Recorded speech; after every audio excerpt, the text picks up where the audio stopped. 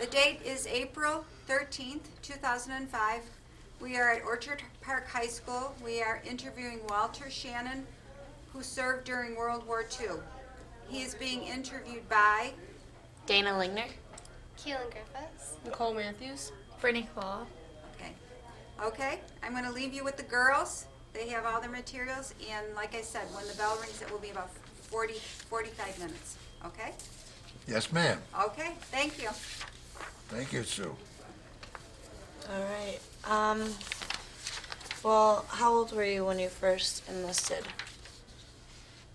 Now, I must make a statement here. Okay. Because of wartime battles, explosions, gunfire, and so forth, my ears have been severely damaged. Okay.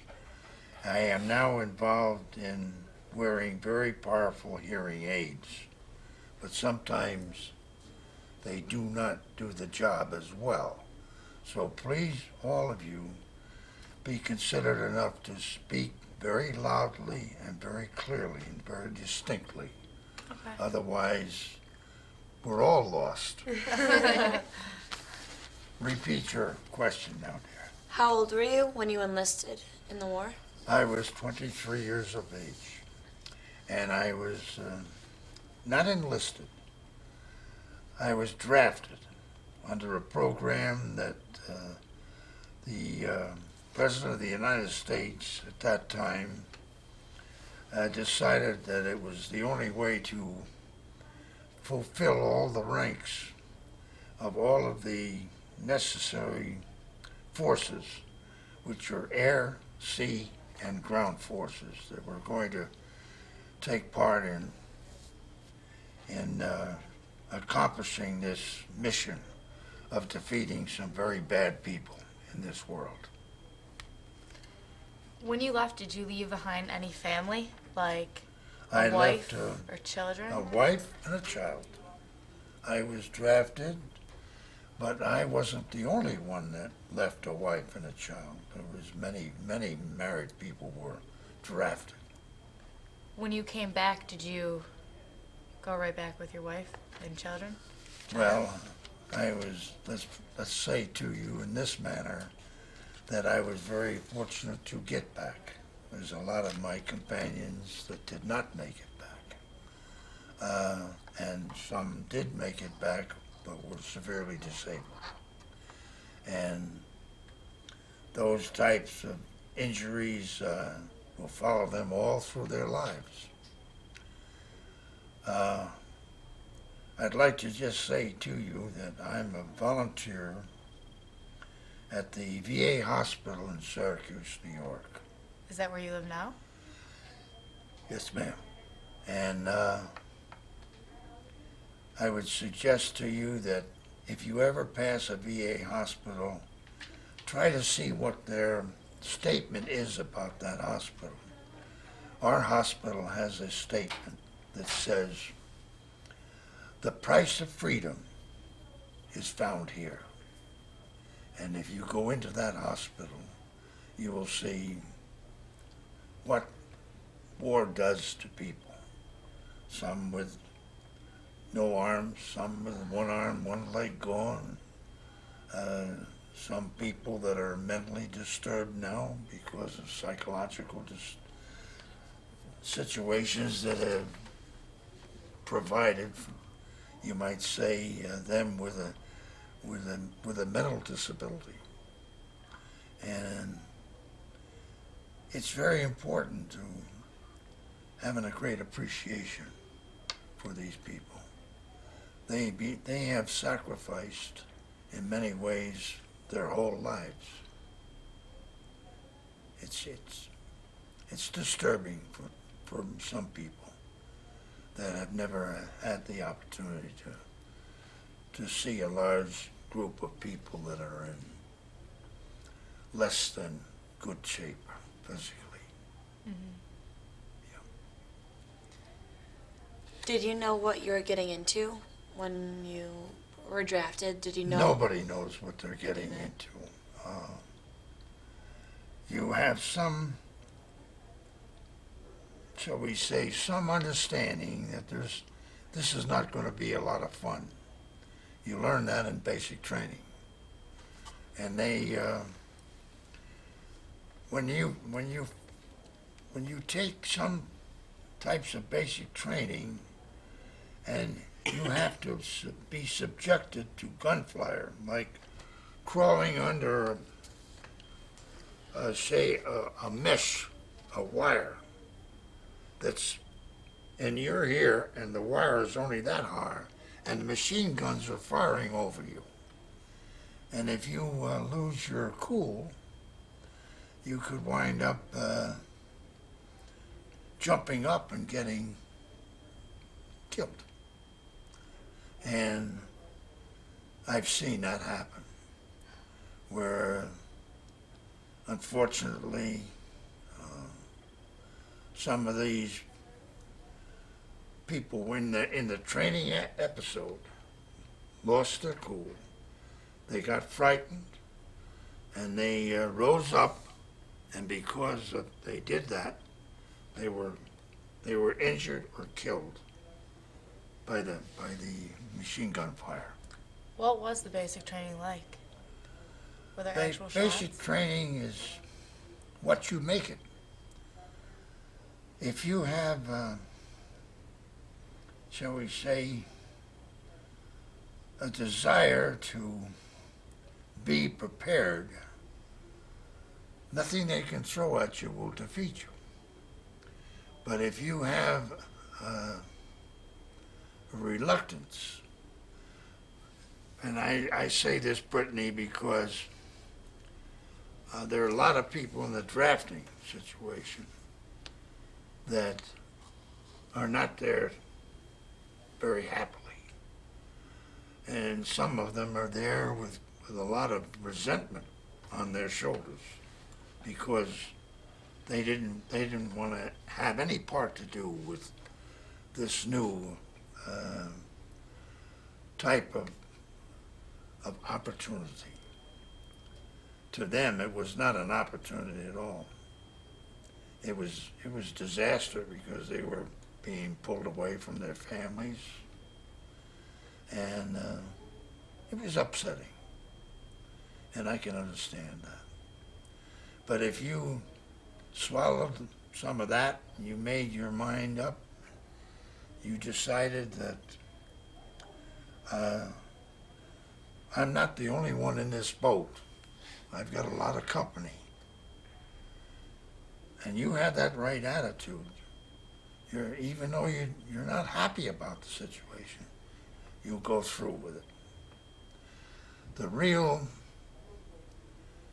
shall we say, heartache comes when you actually have to face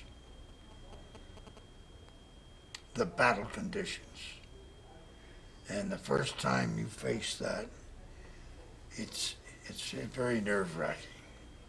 In fact, your stomach is tied up in knots and you're scared.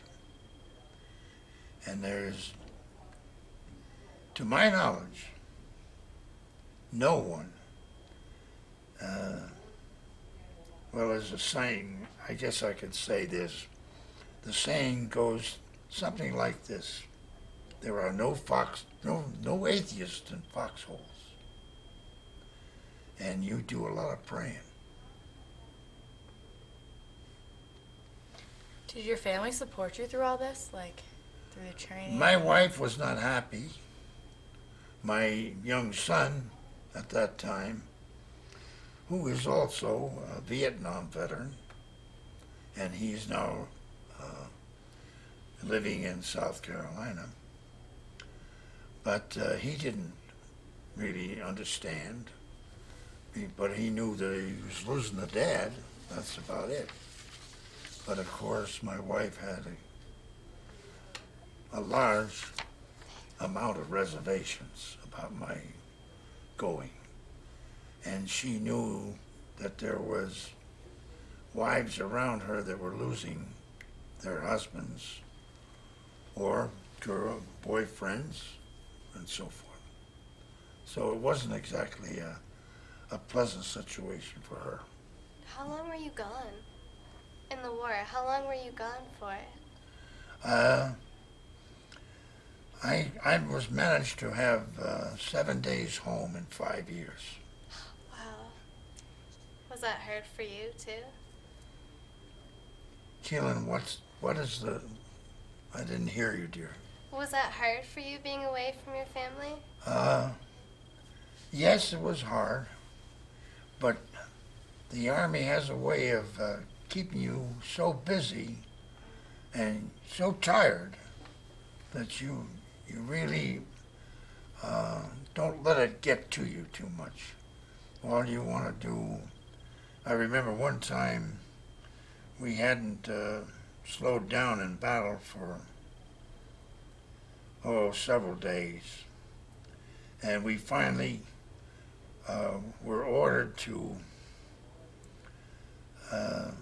find a place to sleep.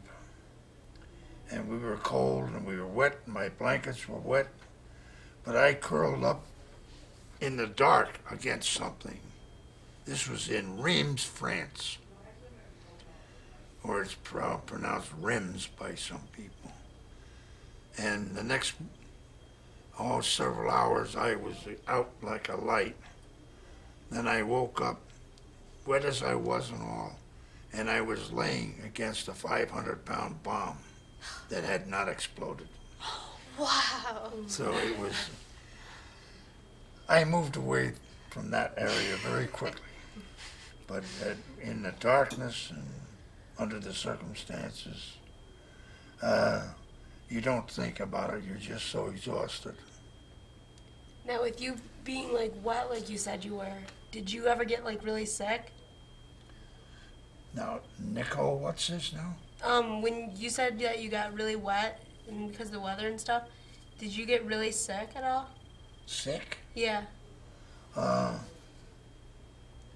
Yeah, but you had people that were a part of the program, if you will, that were trained as medics, and most of the time, all you received is a couple of so-called aspirin. They call them APCs, and that was it. You just kept going. The only time you stopped at all is when you dropped over, or when you got so burned up in fever, they had to pull you off the line, so to speak. Did you have any downtime at all?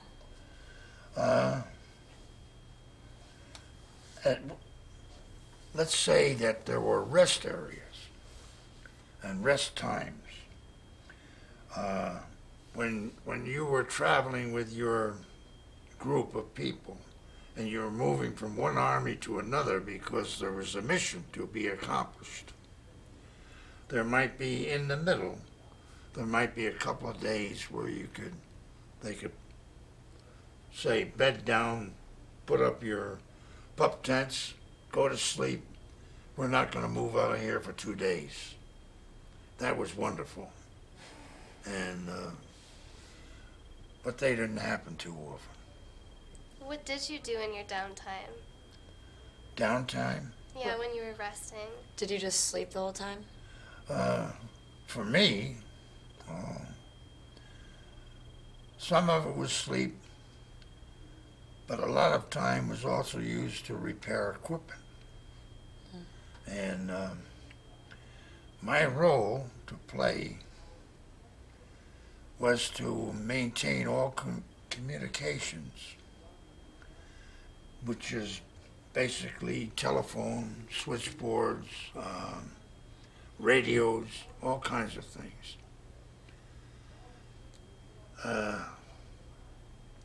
In battle, you have to have some eyes to see what's going on. Those are people that are called observers, and they're highly skilled and highly trained. They work with a lot of trigonometry and formulas to create opportunity for the people on the guns to hit a target. As an example, if I'm here and I'm trying to hit this over here and my guns are here, then I will use trigonometry to create a formula so that I can announce to the guns crews how to fire their guns to hit something that I'm not really observing. I'm seeing it on an angle, and this is difficult. If you were here and the target was here, that would be online.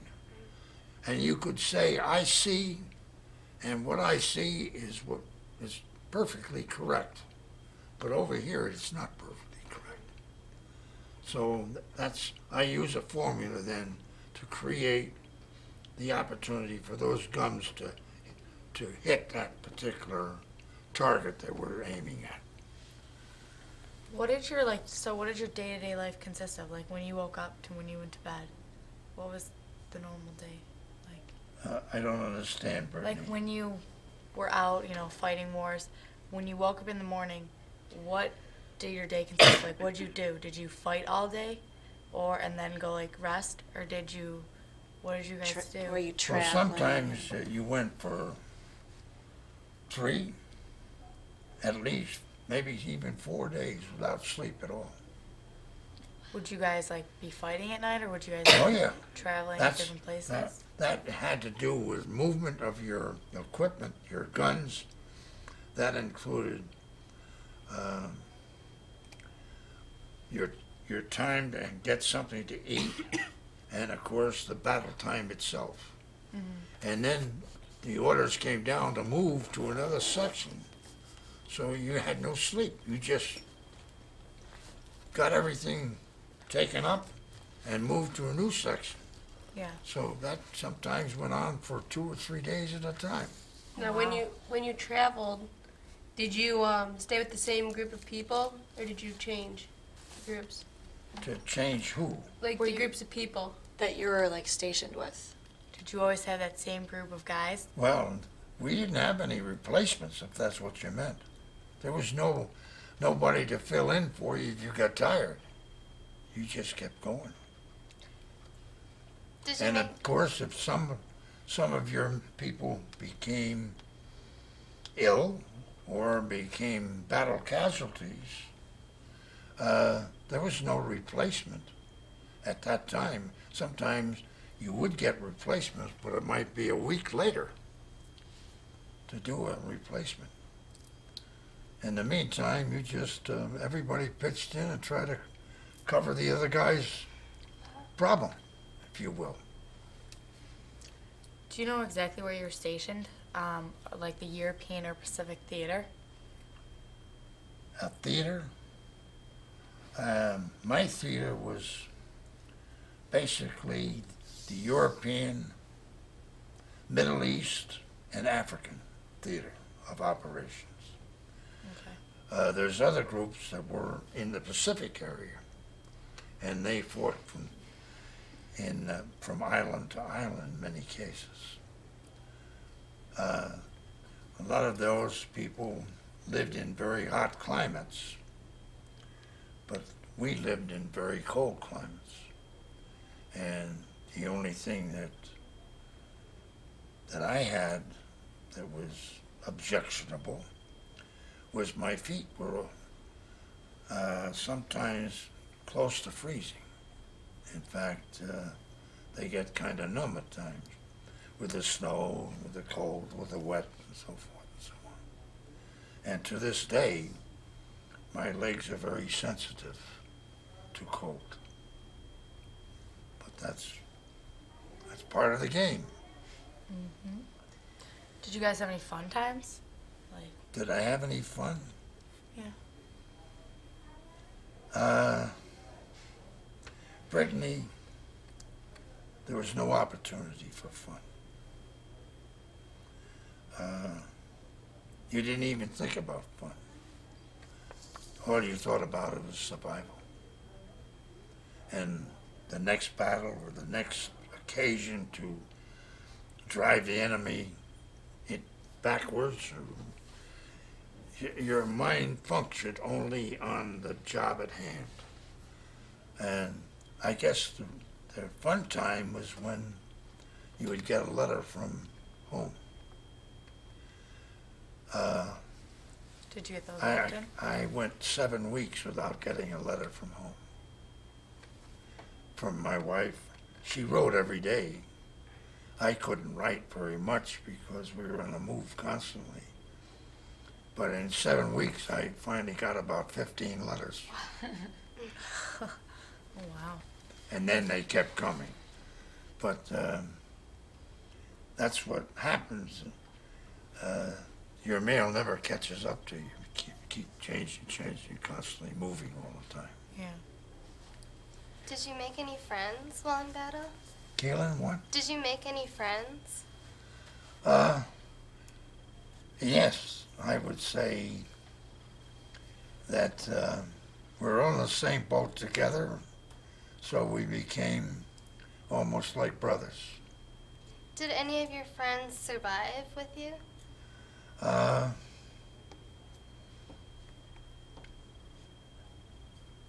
The worst I can say about survival is that some injuries, those people wound up being sent back to hospitals that were behind the lines.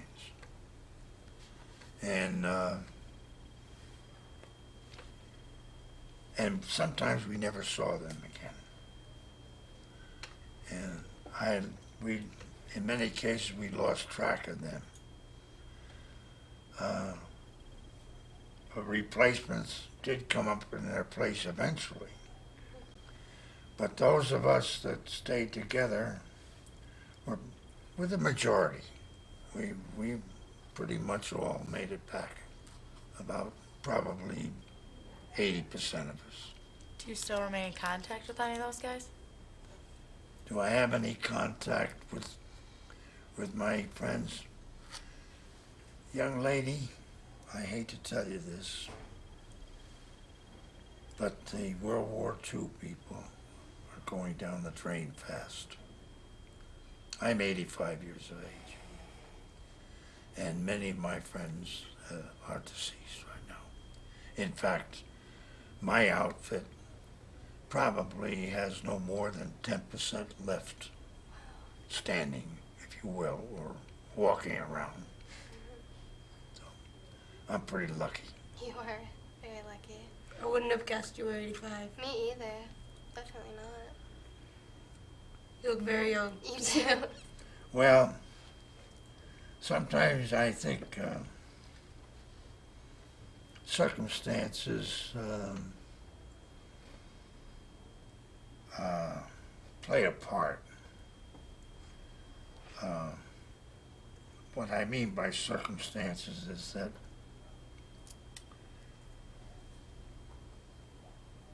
we were lucky in a sense, most of us, that we weren't captured.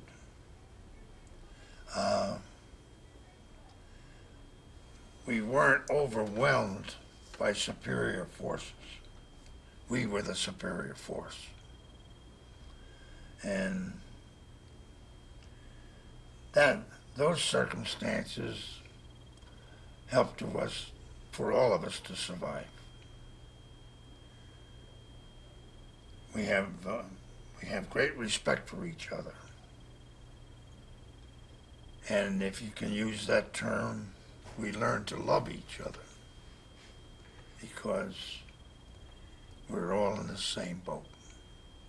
And if we didn't work together, we didn't provide each other with support, none of us would be able to make it. During the war, like while you guys were fighting, did you get to see any of the concentration camps?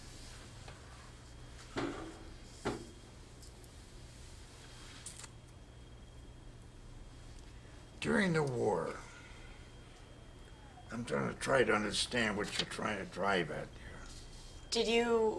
Were you located by a concentration camp? Did you free them, Oh.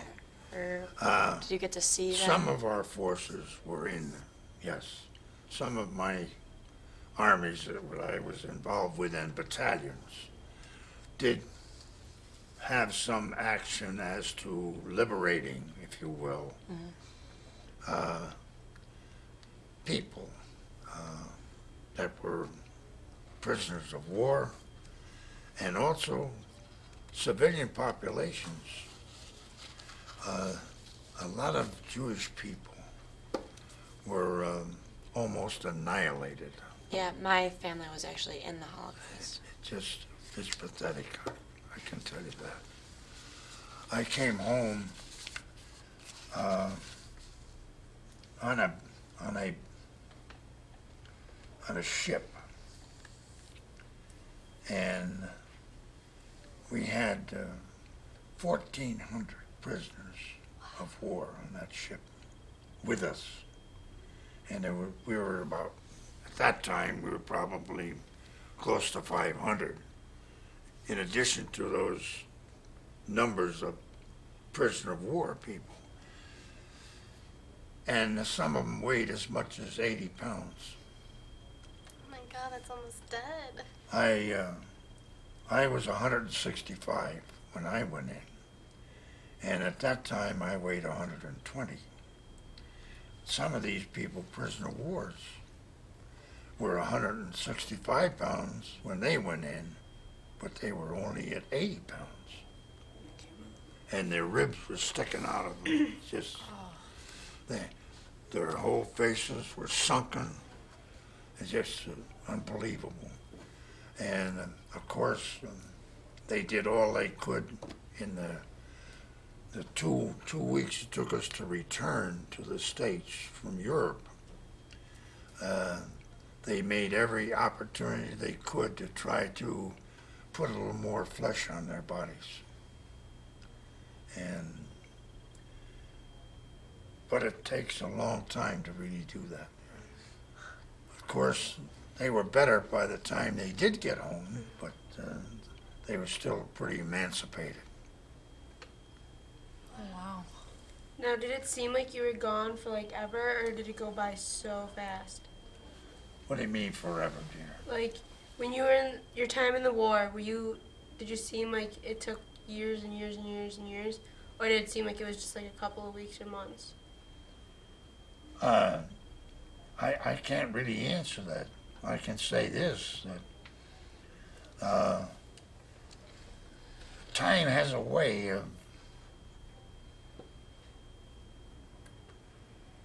of making your mind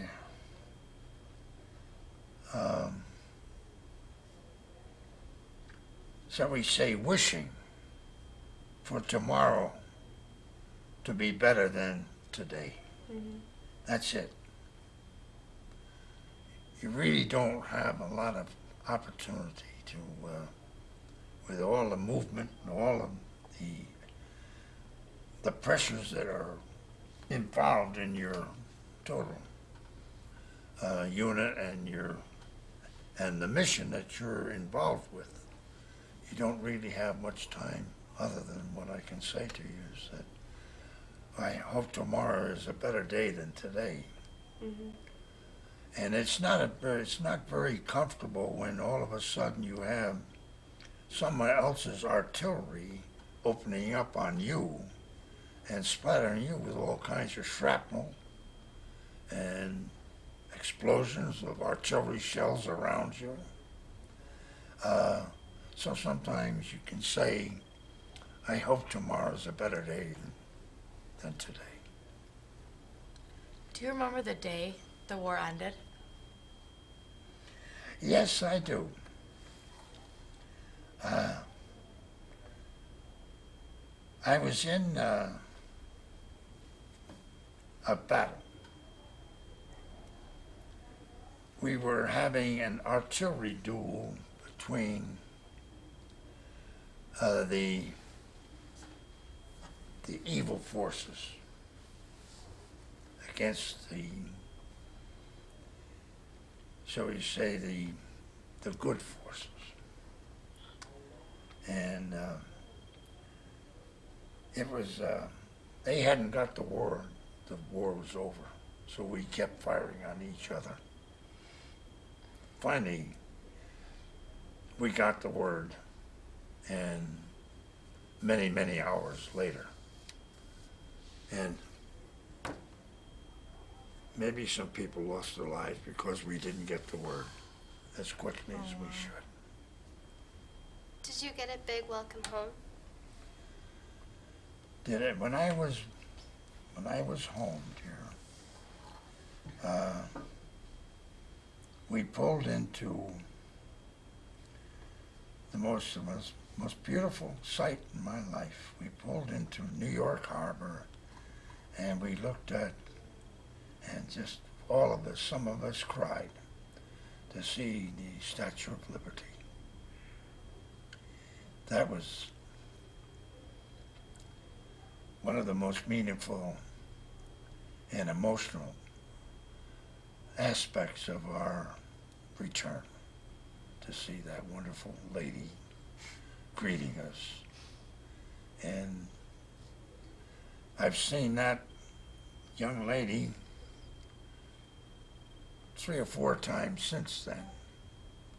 But that is basically to take my children to see the Statue of Liberty and so forth, and some other relatives as well. But that's a very impressive sight and a very emotional time for, especially when you're coming back from a situation that was not exactly pleasant. Was your family there to greet you? Nicole, what? Was your family there at the harbor to greet Oh, you? no, no, dear, no. My, there's one thing you've got to understand. When we came home, it was several days before we could get home. A wife, the only thing we had greeting us was some people from New York waving flags at us and saying welcome. None of our families were there.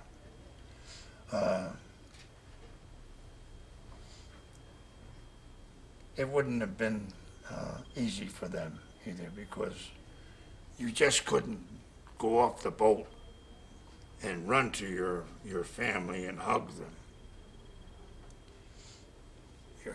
You're still under orders. You're still under, shall we say, the type of situation that says you don't do anything until I tell you to do it. If the captain is not going to order you freedom of action, you're not going to have freedom of action. You wait until your commanding officers make the decision for what you're going to be allowed to do. How long did you have to wait for that? How long did you have to wait for your officer to tell you you can go? Well, it took about 2 weeks. They went and put us into another camp. As a matter of fact, at Fort Dix, New Jersey. And then we were released after about, we had to go through all kinds of physicals, and they had to have, some had to go to hospitals because they had things that had to be corrected. So it sometimes took 2 weeks before we were able to get home. And I would say this to you. We were on orders to go to Japan to fight. We were on our way in Europe after the war. We were ordered to go to Koblenz, Germany for occupation duty. And on the way to Koblenz, we were intercepted by messages to return to Camp Lucky Strike in France, or to go, I shouldn't say return, but to go to Camp Lucky Strike. And there we were told that we had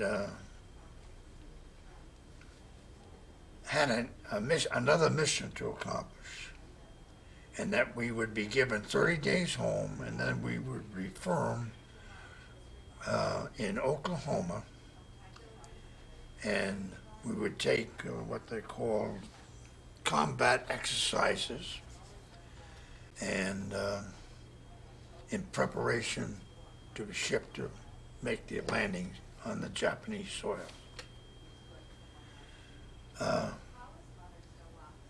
Again, our maneuvers there were intense, and I caught pneumonia, and I wound up in the hospital. And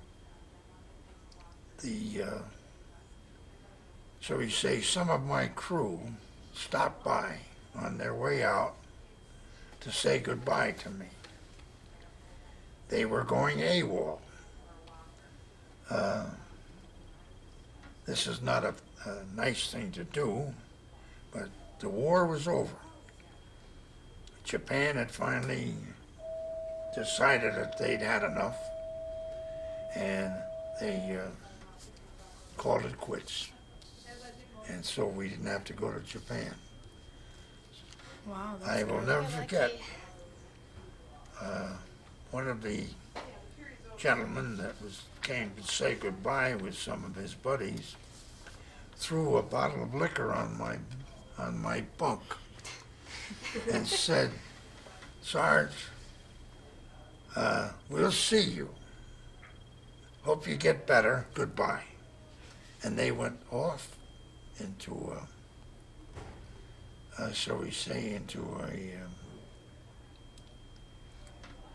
a spectacle of fun. Wine, women, and song. Well, that's, the bell has rung. So that's it. And we need to take your picture with the girls. So you just sit right there. Just sit. The girls get behind you. Right, get around.